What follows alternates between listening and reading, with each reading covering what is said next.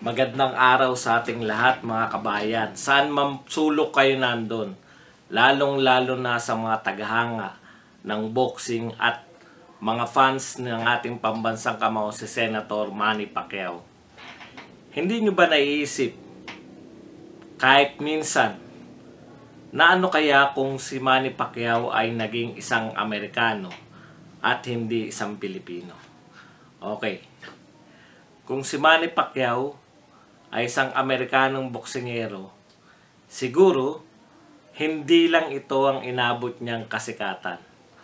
Una, makikilala kagad siya ng mga promoter dahil tsak sa raw talent ni Manny Pacquiao ay madidiscover siya at magiging miyembro ng team ng Olympic team ng USA. Alam niyo naman, yung mga promoter sa Amerika, member pa lang ng Team USA, ay kinukontrata na nila ito. Okay? Magkakaroon siya ng proper training, hindi katulad na nangyari sa kanya, na ang baon-baon niya sa Amerika, yung raw talent niya at yung lakas niyang sumuntok.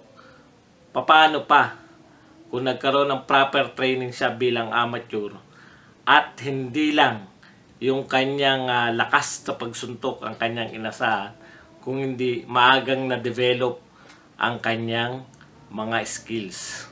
Alam naman natin, sa aming nakapanood kay Pacquiao, nung very raw pa ang talent nito, nasuntukan lang, palakasan lang ng suntok, nung pinapanood pa namin si Pacquiao sa Blow by Blow, at nung unang championship niya, laban kay Sasakul ng Thailand, nakita na natin yung malaking pagkakaiba nung na-develop na ni Freddie Roach o dun sa Amerika, yung kanyang footwork, yung kanyang head movement, head and body movement.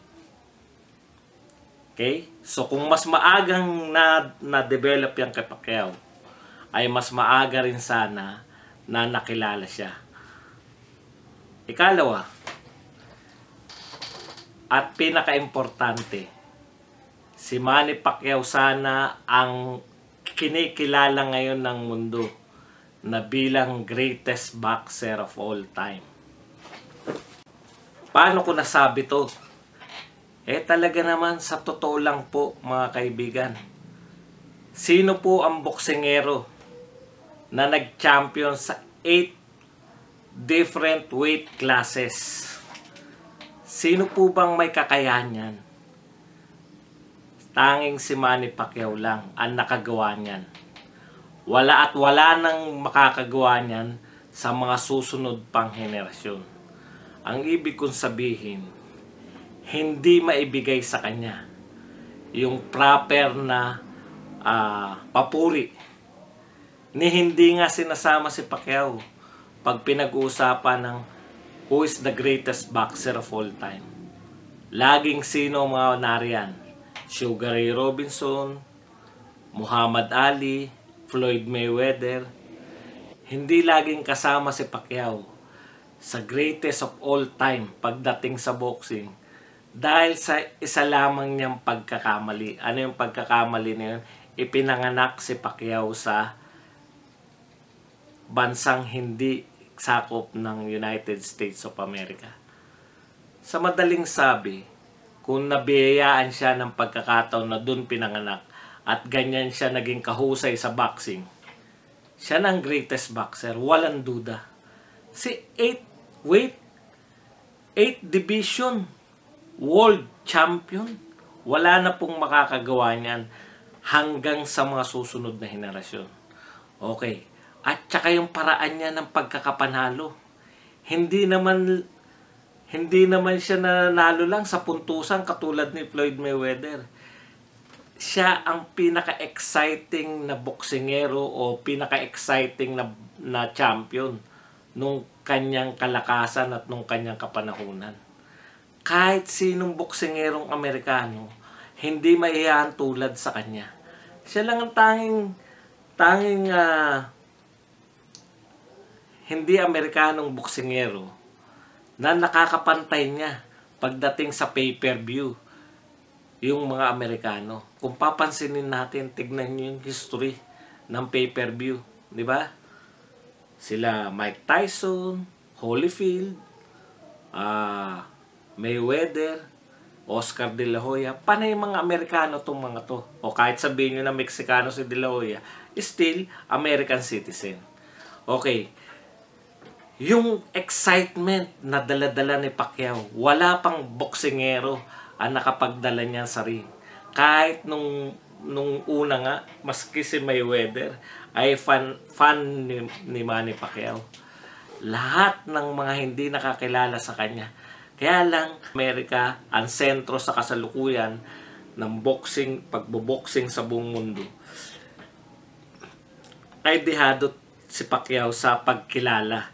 Yun ang kulang. Yung legacy niya na naipakita sa ring, laging kulang yun.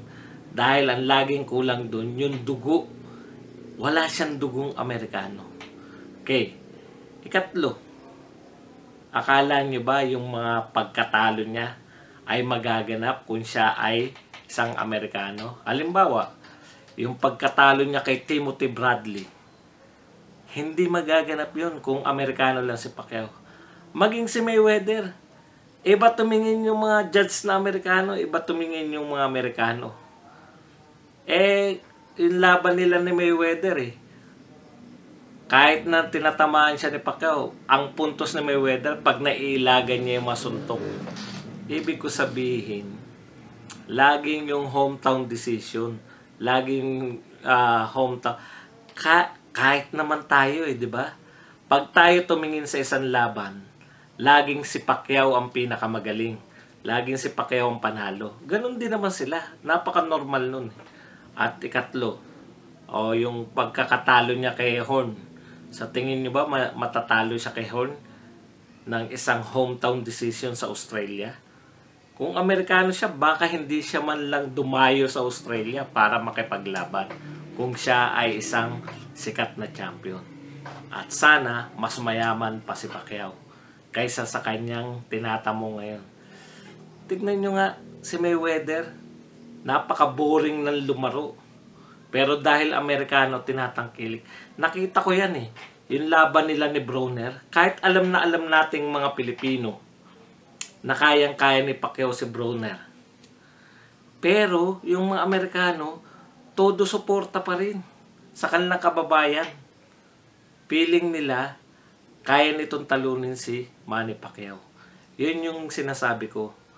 Ang pagkakamali lang, yung pinanganakan ni Pacquiao, ang dami ng nakuha sa kanyang recognition.